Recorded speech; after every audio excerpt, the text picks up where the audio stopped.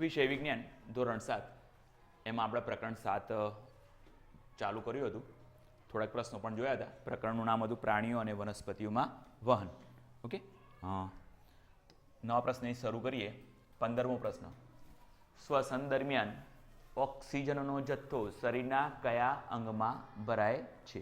Okay, તો આપણા શ્વસનવાળો આનાથી આગળનો પાઠ હતો એમ આપણે જોઈ ગયા. હે ને, જ્યારે આપણે શ્વાસ લઈએ એટલે શ્વસનની ક્રિયા કરીએ છીએ ત્યારે હવા ક્યાં જાય છે? શરીરની અંદર.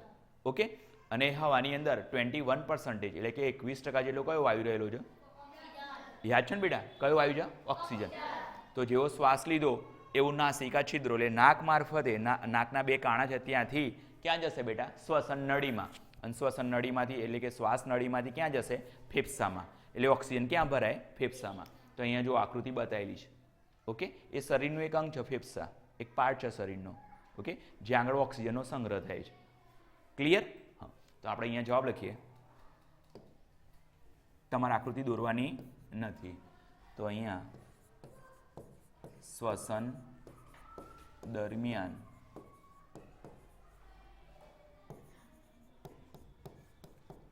ઓક્સિજનનો જથ્થો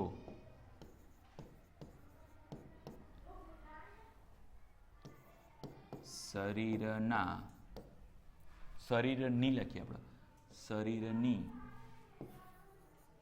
અંદર રહેલા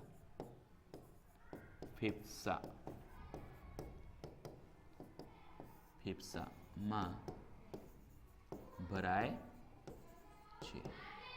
ઓકે, નેક્સ્ટ 16મો પ્રશ્ન, શરીરના બધા જ અંગો સુધી કયો વાયુ પહોંચવો જરૂરી છે? પાછો બીજો એક પ્રશ્ન પૂછ્યો, કેમ? હા, તો પહેલા તો શરીરના બધા જ અંગો હું કોણે કહું છું એ તમે સમજી લો કે શરીરની અંદરના બધા ભાગ એમાં આ ઉપરવાળું, આને શું કહેવાય ભાઈ? આ ઉપરવાળું છે અહીંયા શું હોય? જે નથી જે આપણા નથી. ઓકે, ના ના મજાક કરું બેટા. પછી બીજો કયો ભાગ આવ્યો? હૃદય. અહીંયા છાતીમાં ડાબી બાજુએ. ઓકે, ઉરસ ગુહામાં. તો એ શું હોય બેટા? હૃદય. પછી ફેફસા જે ઓક્સિજનનો સંગ્રહ કરે એને પણ પોતે ઓક્સિજનની જરૂર છે. પછી લીવર, યાદ આવ્યું? ઓકે, પછી કિડની, મૂત્રપિંડ આપણે બોલતા હતા હે ને, જે રુધિર ગાળવાની ક્રિયા કરતું હતું હે ને. ઓકે, એને આપણે અંગ્રેજીમાં શું બોલે છે? કિડની. ઓકે, નાનું આંતરડું, મોટું આંતરડું હે એ ભણ્યા હતા આપણે. પછી સ્વાદુપિંડ. ઓકે, આ સ્વાદુપિંડ, પિનક્રિયાસ હે ને. પછી જઠર, આ આપણું થઈ ગયું જઠર. આ બધા અંગોને કયા વાયુની જરૂર પડે? તો ઓક્સિજન. કયા વાયુની જરૂર પડે બેટા? ઓક્સિજન. ઓકે, કેમ? બીજું તમને શું પૂછ્યું? કેમ? તો સિમ્પલ વસ્તુ છે હે ને. દરેક અંગ એ કોષનું બનેલું છે. શાનું બનેલું છે? કોષ. કોષો ભેગા થઈને એ અંગ બને છે. ઓકે, હા, પણ આ કોષ કામ કરવા માટે ઉર્જાની જરૂર પડે. શાની જરૂર પડે? ઉર્જા. અને ઉર્જા ક્યારે મળશે કોષને? જ્યારે ઓક્સિજન ત્યાં આગળ આવશે ત્યારે. કોષની અંદર ગ્લુકોઝ તો આવી ગયો, આગળના પાઠમાં ભણી ગયા હે ને. અને આપણે એ શ્વસનને કીધું હતું જારક શ્વસન. યાદ આવ્યું? શ્વસન બે પ્રકારનું હતું, જારક શ્વસન અને અજારક શ્વસન. એમાં જારક શ્વસન દરમિયાન કોઈ પણ કોષ કે જેની અંદર ગ્લુકોઝ છે એ શું કરશે? ઓક્સિજન વાયુનો ઉપયોગ કરશે અને ઉર્જા છૂટી કરશે, ઉર્જા મેળવશે અને એ ઉર્જાનું કામ કરવામાં ઉપયોગ કરશે અને જીવતો રહેશે પોતે. ચલો ક્લિયર? જેમ આપણે ખોરાકની જરૂર છે એમાં આપણા કોષોને શાની જરૂર પડે? ઉર્જા, શક્તિની જરૂર પડે. અને એ શામાંથી મળશે? ઓક્સિજનના હાજરીમાં એ છૂટી પડશે, ગ્લુકોઝમાં રહેલી ઉર્જા. ચલો ક્લિયર? તો એના કારણે એ ઓક્સિજનની જરૂર પડે છે. ઓકે, લખી નાખીએ. તો અહીંયા જવાબ લખીએ. બ્લુ કલરમાં લખું છું.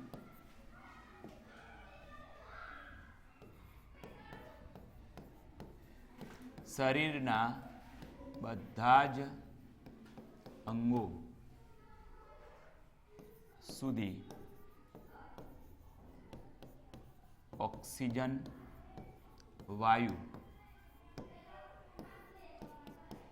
પહોંચવો જરૂરી છે, કારણ કે દરેક અંગના અંગ શાના બનેલા હોય? દરેક અંગ શાના બનેલા હોય? દરેક અંગ કોષ. સજીવનો રચનાત્મક શરીરનો રચનાત્મક અને ક્રિયાત્મક એકમ કયો છે બેટા? કોષ. જેમ આપણું ઘર ઈંટોનું બનેલું હોય ને એમાં આપણું શરીર અને બધા અંગો શાના બનેલા છે? કોષના. ઓકે, તો કારણ કે દરેક અંગના કોષ ઓક્સિજનની હાજરીમાં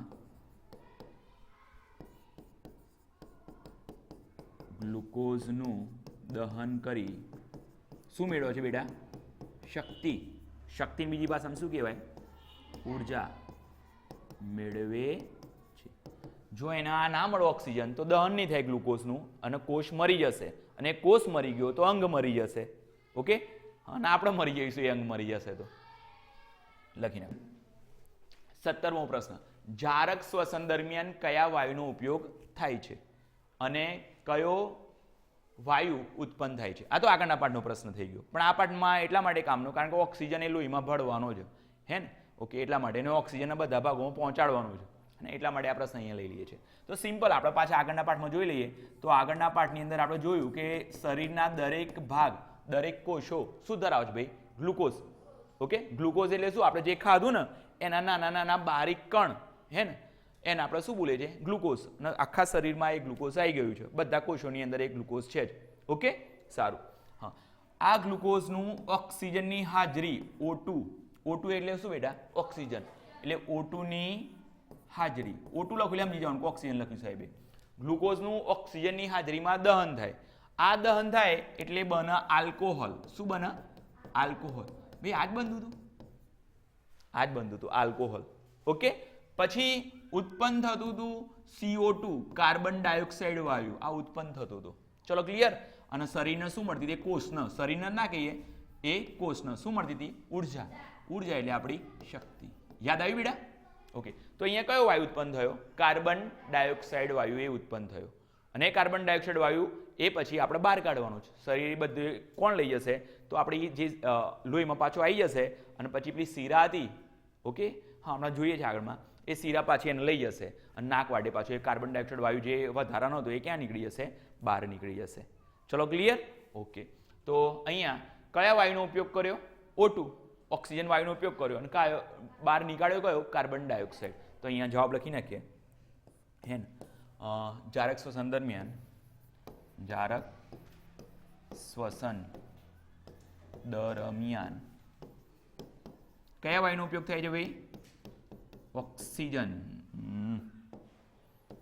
ઓક્સિજન એટલે કે O2. O2 નો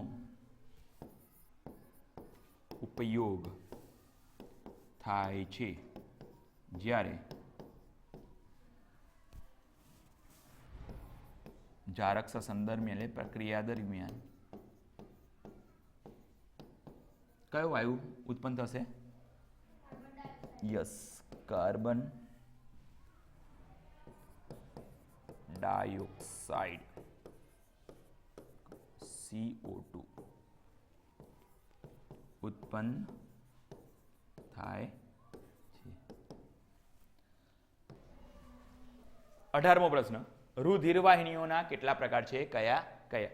તો આખું આ હ્યુમન બોડી એનું અંદરનું સ્ટ્રક્ચર, અંદરનું બંધારણ બતાવ્યું છે. એમાં ફક્ત મેં રુધિર વાહિનીઓ જ બતાવી છે, બીજું બધું પણ છે, પણ અત્યારે હાલ ખાલી રુધિર વાહિનીઓ અને એક હૃદય, હે ને, લાલ રંગનું તમને દેખાય. ઓકે, હા, આ બધા કે યાર પેલું દિલ આમ કઈ બતાવી દે કે હૃદય એટલે કે આ દિલ. ભાઈ એવું આકર તો સદ નહીં પેલાતો, આ તો ખાલી પેલા કવિઓ એ બધું કીધું એટલે બની દીધું, હે ને? ઓકે, પણ એકચ્યુઅલીમાં હૃદય આ વાકાનું છે. આપણે આવશે આ પાઠની અંદર જ આવશે હૃદય, હે ને?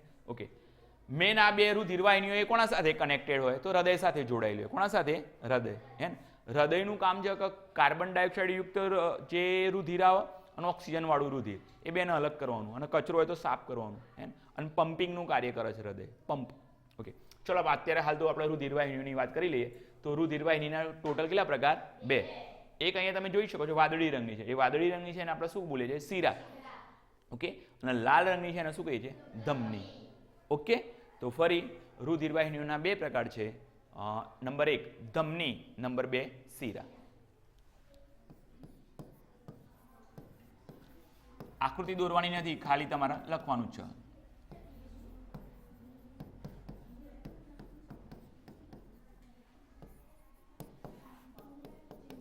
લખવાનું ચાલુ કરી દો.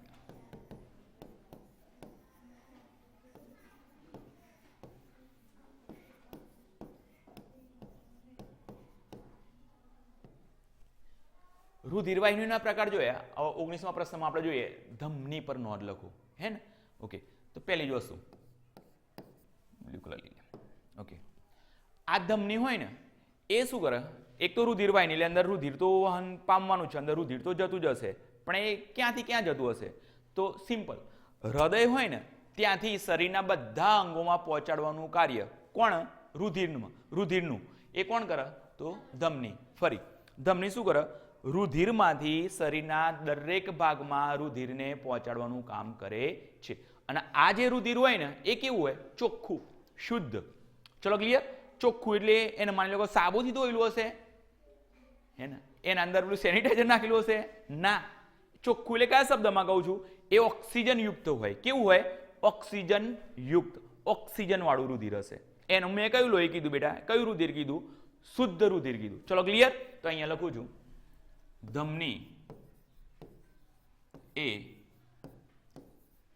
શુદ્ધ રુધિર ને હૃદયમાંથી શરીરના બધા જ અંગો સુધી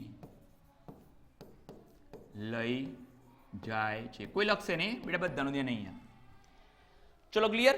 શુદ્ધ રુધિર એટલે મેં કેવું રુધિર કીધું? ઓક્સિજન યુક્ત રુધિર, કે જેમાં ઓક્સિજનની માત્રા ફૂલ છે, પ્રચંડ પ્રમાણમાં, બહુ બધું ઓક્સિજન છે એના અંદર, હે ને? તો એક વ્યાખ્યા એ પણ લઈ લઈએ, એ પણ લખી નાખીએ. તો અહીંયા લખીએ શુદ્ધ રુધિર એટલે ઓક્સિજન યુક્ત રુધિર. ચલો ક્લિયર? એટલે એનો મતલબ કે હૃદયને પેલા એને જોડવું પડશે, ફેફસાને. ઓક્સિજન ક્યાં દો? બોલો યાર, હું એકલો આમ થોડો આમ ભણાય આમ જોરદાર રીતે. ઓક્સિજન ક્યાં દો? બોલો. અરે મારા ભાઈ, પહેલા જ પ્રશ્નમાં જોયું ને. ચલો આગળ જોઈએ. આ બે મુદ્દા તો આવડી ગયા. હા, ત્રીજો મુદ્દો લઈ લઈએ. હા, હવે જે આ ધમનીની અંદર રુધિર વહેતું હોય ને એનું પ્રેશર પુષ્કળ હોય, એટલે દબાણ વધુ હોય, ઊંચું દબાણ હોય. દબાણ એટલે ખબર પડી ગઈ, હે ને? ફૂલ તાકાતે, ફૂલ પ્રેશર અંદર જતું હોય. ચલો ક્લિયર? હા, તો અહીંયા લખીએ ધમનીમાં ઊંચા દબાણે, દબાણ એટલે પ્રેશર, ઊંચા દબાણે રુધિરનું વહન થાય છે. ઓકે, બેટા આ ઉધવતું હોય તો માની લો કે આપણા ઘરમાં, આપણા ગામની અંદર જે પાણીની મોટર છે એની સાથે જે નળીઓ લગાવેલી છે આપણે, મીન્સ પાઇપ, હે ને? એ પાઇપ માની લો કે આપણે આ રહ્યો પાઇપ લઈ લઈએ, પાતળો, ઇલેક્ટ્રિકમાં જે કામમાં આવે છે, પ્લમ્બિંગમાં નહીં, ઇલેક્ટ્રિકમાં જે પાતળો પાઇપ આવે કામમાં, હે ને? નળી એ લગાવીએ અને મોટર ચાલુ કરીએ તો શું થાય? ફાટી જાય. સિમ્પલ વસ્તુ છે. હા, પણ અહીંયા તો એનો મતલબ કે ભાઈ ઊંચું દબાણ છે, તો એનો મતલબ કે નળીની દિવાલો કેવી હોવી જોઈએ? જાડી હોવી જોઈએ. ચલો ક્લિયર? એટલે ધમની દિવાલ કેવી હોય? જાડી. ઓકે, વળી એ સ્થિતિસ્થાપક પણ હોવી જોઈએ. એટલે કદાચ બહુ પ્રેશર વધી જાય ને તો ખેંચાઈ જાય ઓટોમેટિક, અને પ્રેશર થોડુંક ઓછું થાય એટલે પાછું જેવું હતું એવું થઈ જાય. સ્થિતિસ્થાપક એટલે રબર જેવું. સ્થિતિસ્થાપકનો અર્થ શું થાય? રબર જેવું. ફુગ્ગો, ફુગ્ગો સાદી ભાષામાં. કે ફુગ્ગામાં પુષ્કળ તમે પાણી ભર દો, થોડું ભરો તો એ થાય, અને બહુ બધું પાણી ભરો તો એ શું થઈ જશે? લાંબો થઈ જશે. અને પાણી કાઢ લો એટલે પાછું જેવો હતો એને એવું થઈ જશે. ઓકે, એટલે કેવી હોય દિવાલો ધમનીની? જાડી અને સ્થિતિસ્થાપક. સ્થિતિસ્થાપકનો અર્થ શું થાય બેટા? ફુગ્ગા જેવું, એટલે કે રબર જેવું. ચલો ક્લિયર? એટલે કદાચ બહુ પ્રેશર આવી જાય ને, હૃદયના ધબકારા વધી જાય તો પ્રેશર ફૂલ થઈ જશે, તો એ ઓટોમેટિક થોડી ખેંચાઈ જશે, એટલે પ્રેશર ઓછું થાય. ઓકે, અને પછી પ્રેશર જેવું માપનું થઈ જાય એટલે પાછું જેવું હતું એવું ને એવું થઈ જાય, અને ખેંચાલી નહીં. ઓકે, સારું. તો એ લખીએ ધમનીની દિવાલ જાડી અને સ્થિતિ સ્થાપક હોય છે. લખી નાખો. 20મો પ્રશ્ન, શીરા પર નોંધ લખો. તો શીરો ગળ્યો હોય ઘી નાખીને બનાવવામાં આવે છે. સારા સારા ઘરમાં પ્રસંગ હોય તો શીરો ખાવામાં આવે છે. તો એ શીરો નહીં બાજુ આ તો અલ્લાહ ખમંડી પણ ભાઈ ગુજરાતીનું વિજ્ઞાનમાં નાખી દે. સારું સારું હેડો. ઓકે, તો બધાંગોમાં શું બન્યું? કાર્બન ડાયોક્સાઇડ વાયુ. તો એ કાર્બન ડાયોક્સાઇડ વાળું રુધિર ક્યાં લઈ જાય? હૃદયમાં. એ કોણ લઈ જાય બેટા? શીરા. અને એવા લોહીને કયું લોહી કહેવાય? અશુદ્ધ. તો અહીંયા લખીએ શરીરના બધા જ અંગોમાંથી